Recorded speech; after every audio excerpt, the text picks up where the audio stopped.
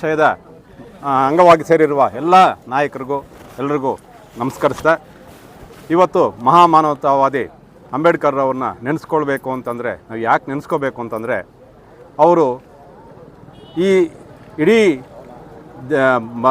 ಪ್ರಪಂಚಕ್ಕೆ ಒಂದು ಮಾದರಿಯಾದಂಥ ಸಂವಿಧಾನ ಕೊಟ್ಟಂಥವರು.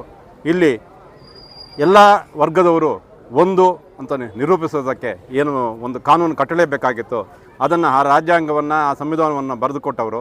ಅವರು ಜೀವಿಸಿದ್ದು ಕೇವಲ 65 ವರ್ಷ ಆದರೂ ಕೂಡ ಅವರನ್ನು ತಲತಲಾಂತರವಾಗಿ ನಾವು ನೆನೆಸ್ಕೊಳ್ಬೇಕಂತ ಕಾರ್ಯ ಮಾಡಿ ಹೋಗಿದ್ದಾರೆ.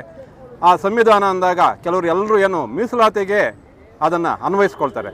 ಮೀಸಲಾತಿ ಅನ್ನೋದು ಕೆಲವ್ರಿಗೆ ಇಷ್ಟವಾದ ಒಂದು ಪದ, ಕೆಲವರಿಗೆ ಅಷ್ಟೇ ವಿರೋಧ ಇರುವಂಥ ಪದ.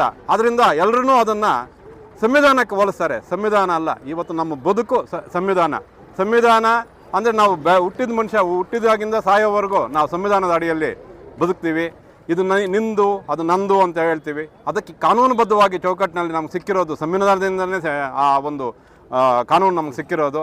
ಹಾಗಾಗಿ ಇಂಥ ಒಂದು ಶ್ರೇಷ್ಠ ನಮ್ಮ ಸಂವಿಧಾನವನ್ನು ಕೊಟ್ಟುವಂಥ ಬಾಬಾ ಸಾಹೇಬ್ ಅಂಬೇಡ್ಕರ್ ಅವರ ಈ ಜನ್ಮದಿನದಂದು ಇಲ್ಲಿ ನೆರೆದಿರೋರು ಎಲ್ಲರಿಗೂ ಕೂಡ ನಾನು ನಮಸ್ಕರಿಸುತ್ತಾ, ಅವರು ಚಿರಾಯುವಾಗಲಿ, ಅವರು ಮಾಡಿರುವಂಥ ಕಾರ್ಯಗಳು ತಲತಲಾಂತರಕ್ಕೂ ಹೀಗೆ ನಾವು ನೆನೆಸ್ಕೊಳ್ಳುವ ರೀತಿಯಲ್ಲಿ ಮಾಡಿಟ್ಟು ಹೋಗಿದ್ದಾರೆ.